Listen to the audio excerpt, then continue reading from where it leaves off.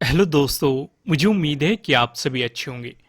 दोस्तों, जैसे कि मैंने आपको बैंक निफ्टी वाली वीडियो में भी समझाया था कि आपको एक बड़ी गैप डाउन ओपनिंग देखने को मिली और फिर ट्रेडिंग डे लो का मार्केट ने ब्रेक डाउन दिया। यहाँ पे चार्ट है निफ्टी 50 का, यहाँ पे भी आपको सेम सिनेरियो देखने को मिला। निफ्टी फाइनेंशियल सर्विसेज में भी आपको ट्रेडिंग डे लो का ब्रेकडाउन देखने को मिला। वहीं बात करें बैंक निफ्टी की, इसमें भी आपको ट्रेडिंग डे लो का ब्रेकडाउन देखने को मिला। लेकिन यहां पे काफी सवाल खड़े हो जाते हैं। जैसे निफ्टी 50 के क्रैश की बात करें, चाहे बैंक निफ्टी के क्रैश की बात करें, आप देखेंगे एचडीएफसी बैंक में गिरावट आई है। एक न्यूज भी आई है, दरअसल एक नहीं दो न्यूज है एचडीएफसी बैंक से रिलेटेड। लेकिन मैं आपको हमेशा एक ही बात समझाता हूं, न्यूज बेस्ड ट्रेडिंग नहीं करनी है, पहली चीज। दूसरी चीज कि भाई मार्केट क्रैश होने वाला है, दूर का पी खरीद के बैठ जाओ, ये गलती भी नहीं करनी है। ये मैंने आपको बैंक निफ्टी वाली वीडियो में भी समझाने की कोशिश की, आप जाके देखेंगे आपको क्लियरिटी समझ में आ जाएगी। तो फिर काफी लोग सोचेंगे कि अगर क्रैश आया, हालांकि नहीं दिखाई दे रहा, पर लेकिन काफी लोगों के मन में सवाल ये आएगा, तो आप मना क्यों कर रहे हो?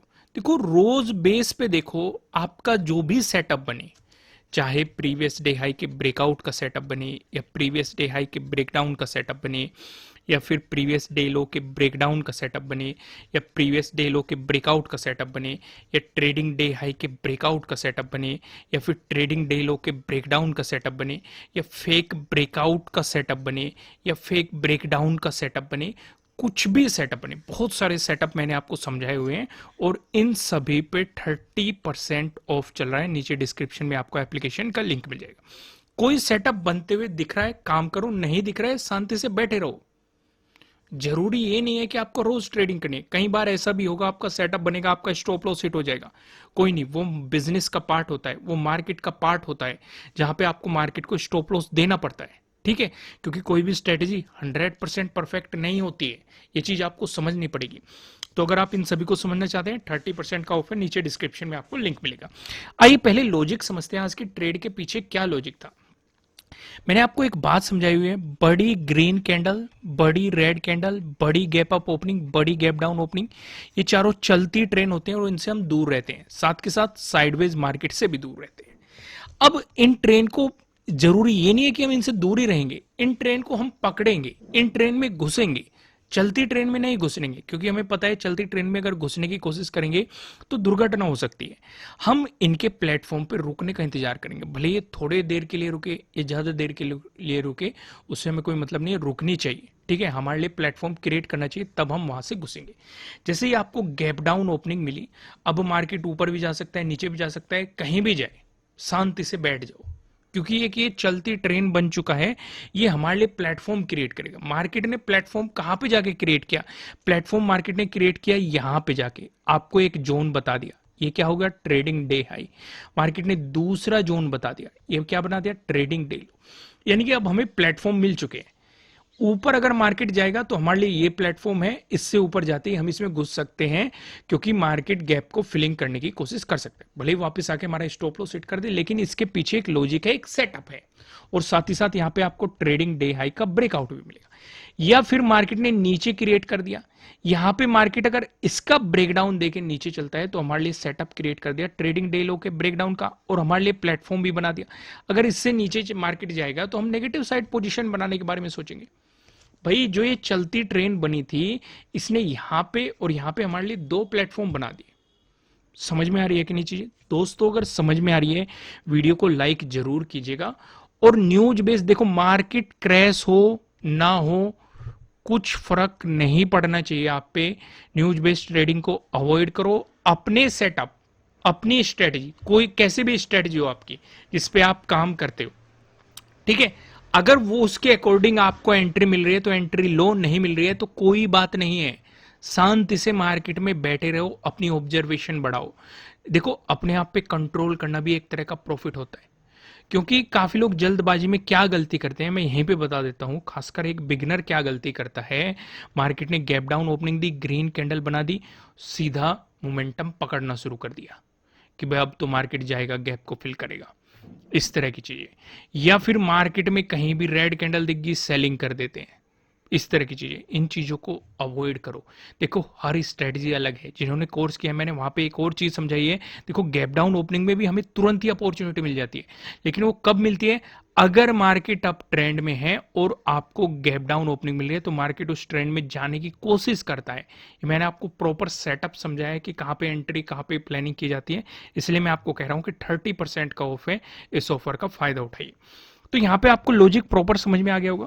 अब कुछ चीजें और समझते हैं। जैसे कि मार्केट में हमें कुछ सिचुएशन ये नजर आ रही है कि मार्केट ने एक रेस्पेक्ट कर रहा है 20,200 की। ये चीजें हमें समझ में आ रही है। दूसरी चीज हमारे लिए इंपॉर्टेंट ये था, अगर मार्केट नीचे आता तो 20,000 एक इंपॉर्टेंट रोल प्ले करता, लेकिन मार्केट ने आज गैप डाउन ओपनिंग देके इसका ब्रेकडाउन कर दिया है। तो अभी हमारे लिए पहला रेजिस्टेंस बन जाएगा। अगर यहां से पॉजिटिव मोमेंटम आया तो पहला रेजिस्टेंस हमारे लिए यही बनेगा, और हमें यहां पे अपनी प्रॉफिट बुकिंग करनी है और आगे देखना है क्या प्राइस एक्शन बन रहा है, उसके अकॉर्डिंग आपको काम करना है।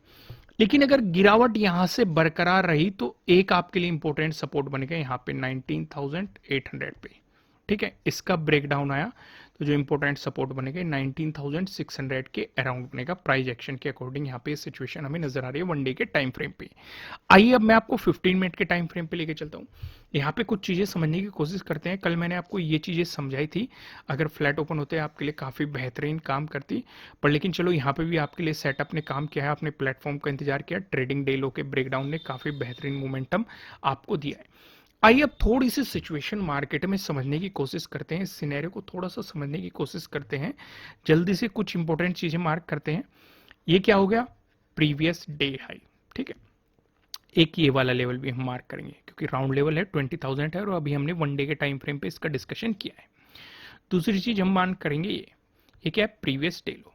हालांकि प्रीवियस डे क्लोजिंग भी हमारा पास में ही है, ये दोनों पास में ही, ये चीजें हमें दिखाई दे रही। अगर मार्केट फ्लैट ओपन होकर आपको पॉजिटिव मोमेंटम दिखाता है, दोस्तों आगे का डिस्कशन करने से पहले मैं आपको बता दूं, ये आपके लिए किसी भी तरह का ना तो कोई बाय रिकमेंडेशन है, ना ही कोई सेलिंग रिकमेंडेशन है। ये जस्ट एजुकेशनल पर्पज से बनाई गई एनालिसिस वीडियो है।